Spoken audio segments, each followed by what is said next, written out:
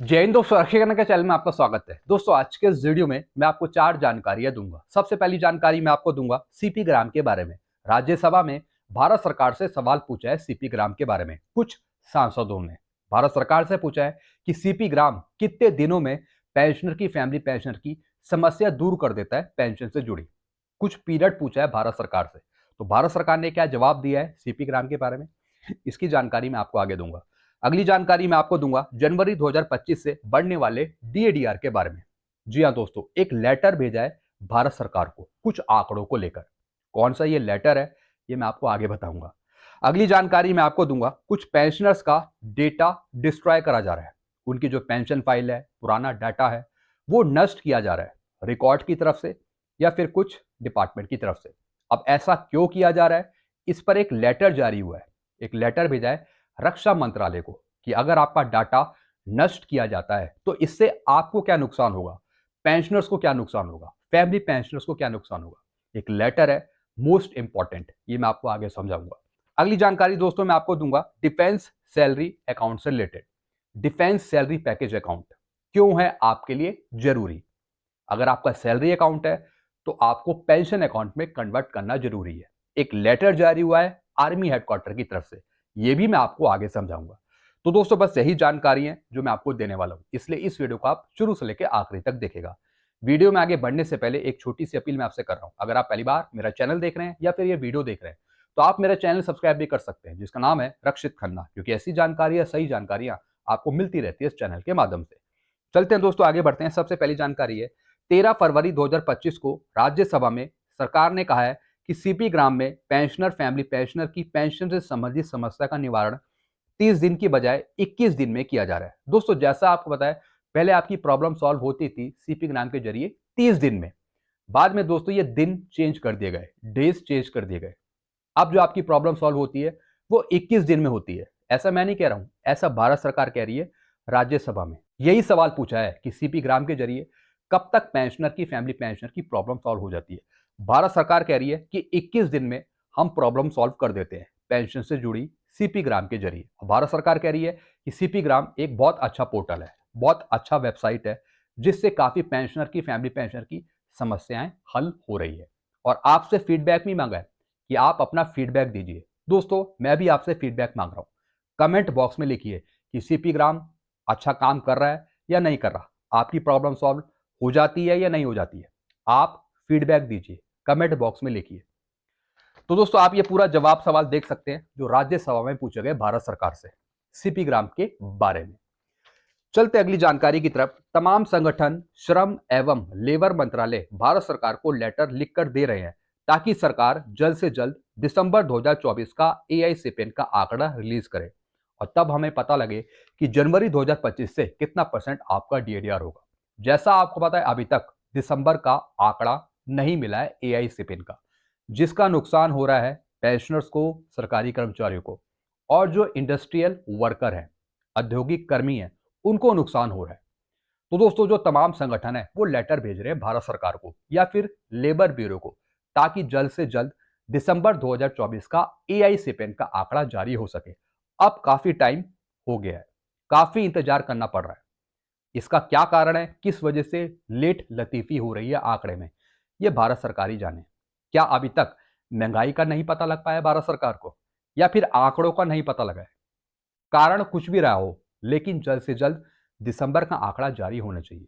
तो दोस्तों कुछ लेटर भेजे जा रहे हैं संगठनों द्वारा भारत सरकार को, लेबर ब्यूरो को, ताकि जल्द से जल्द आंकड़ा रिलीज किया जाए और पता लगे कि जनवरी 2025 से कितना परसेंट डीएडीआर होगा।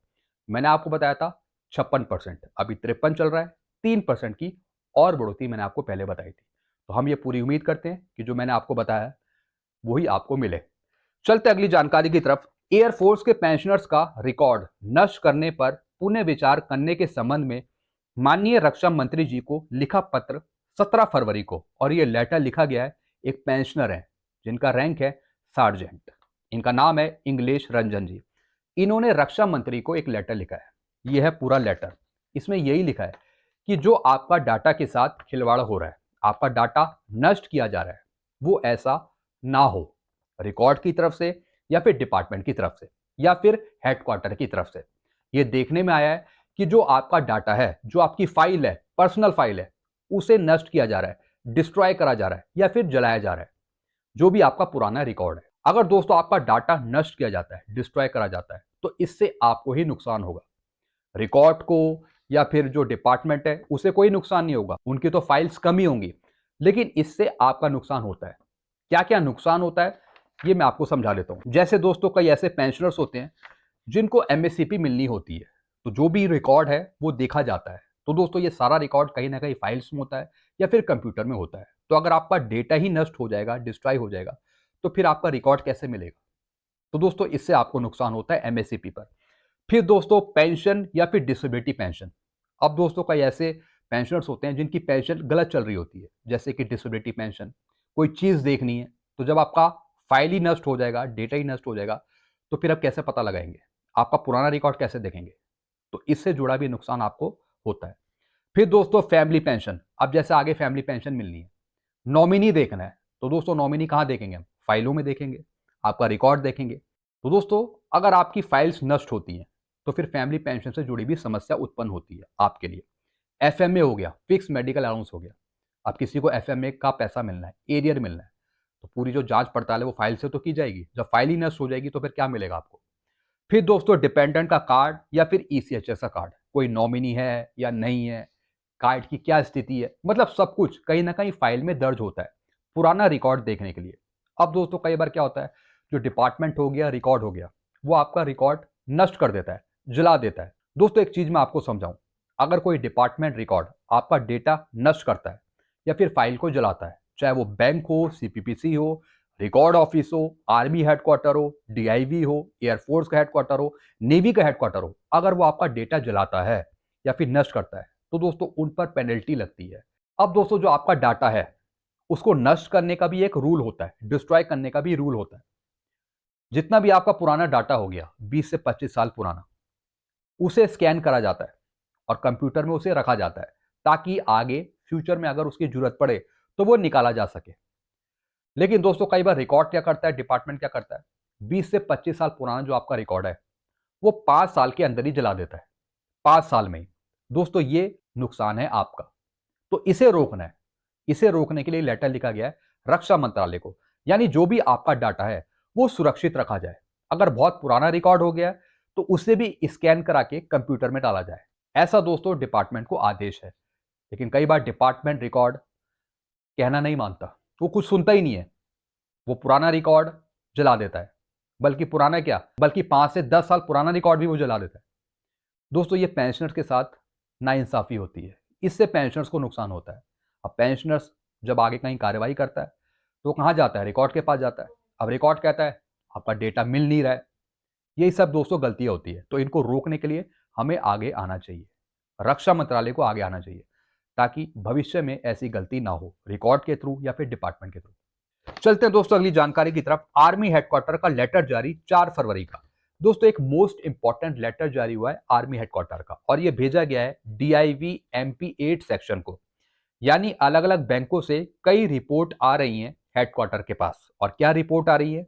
सेना के जवान रिटायरमेंट के समय अपने डिफेंस सैलरी अकाउंट को डिफेंस पेंशन अकाउंट में कन्वर्ट नहीं कर रहे हैं, जिससे बाद में एक्सीडेंटल क्लेम करने में दिक्कत होगी नॉमिनी को। जी हाँ दोस्तों, बहुत से ऐसे जवान हैं जो रिटायर तो हो जाते हैं, उनका सैलरी अकाउंट होता है, लेकिन अगर आपको एक्सीडेंट इंश्योरेंस कवर का बेनिफिट चाहिए आगे चलकर, अगर आपकी मृत्यु होती है, तो दोस्तों इसके लिए जो आपका सैलरी अकाउंट है उसे कन्वर्ट कराना पड़ता है पेंशन अकाउंट में, यानी कोड मैप करने होते हैं बैंक में। और ये किसका काम होता है? ये काम होता है जवान का या फिर पेंशनर्स का, कि वो बैंक में जाकर इंटीमेट करे, बैंक को सूचित करे कि जो उसका सैलरी अकाउंट चल रहा है उसे कन्वर्ट किया जाए पेंशन अकाउंट में, ताकि अगर पेंशनर की जवान की आगे दुर्घटना में मृत्यु होती है तो उसका जो एक्सीडेंटल क्लेम है वो वाइफ को, स्पाउस को मिल जाए। तो कई बार वाइफ को, स्पाउस को इस वजह से एक्सीडेंटल इंश्योरेंस नहीं मिल पाता, क्योंकि जो खाता होता है वो सिर्फ सैलरी अकाउंट में होता है, उसे कन्वर्ट नहीं किया होता पेंशन अकाउंट में। तो दोस्तों ये लेटर इसलिए जारी करा गया है कि जो बैंक है वो यहाँ पे जवाब दे रहा है हेडक्वार्टर को कि भैया आपके जो जवान है, पेंशनर्स हैं, उनका अकाउंट अभी सैलरी अकाउंट में चल रहा है, तो आप ये सूचित करें कि उनका अकाउंट सैलरी अकाउंट से कन्वर्ट होके पेंशन अकाउंट में हो जाए, ताकि आगे भविष्य में कभी दुर्घटना होती है जवान की तो एक्सीडेंटल क्लेम वाइफ को स्पाउस को मिल जाए। तो दोस्तों ये लेटर आप ले सकते हैं और समझ सकते हैं, काफी महत्वपूर्ण ये लेटर है। तो यही आदेश दिए यहाँ पे दोस्तों MP8 सेक्शन को। अब ये सूचित करेगा पेंशनर्स को, जवान को, कि भैया आपका जो अकाउंट है नॉर्मल अकाउंट, उसे आप कन्वर्ट करें पेंशन अकाउंट में, DSP अकाउंट में, डिफेंस सैलरी पैकेज अकाउंट में, ताकि भविष्य में क्लेम का पैसा वाइफ को स्पाउस को मिल सके, एक्सीडेंट इंश्योरेंस कवर का। तो दोस्तों बस यही जानकारियां थी जो मैं लेके आया था। आई होप सारी जानकारी आप अच्छे से समझ होंगे। आपके और कोई सुझाव है, आप कुछ पूछना चाहते हैं तो आप कमेंट बॉक्स में रख सकते हैं। वीडियो में ये खत्म करता हूँ। चैनल को आप सब्सक्राइब कर सकते हैं और वीडियोस को आप शेयर कर सकते हैं। Thank you so much.